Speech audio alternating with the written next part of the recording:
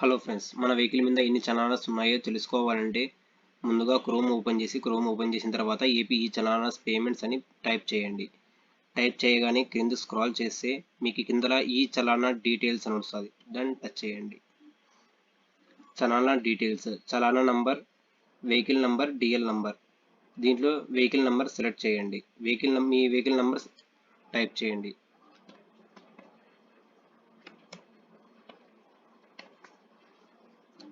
క్రింద మీ engine number type చేయండి. క్యాప్చర్,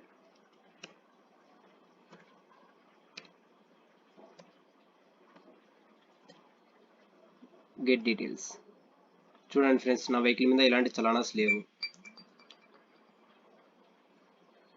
ఈ విధంగా మీ వెహికల్ మీద ఎన్ని చలానాస్ ఉన్నాయో ఇక్కడ ఈజీగా తెలుసుకోవచ్చు.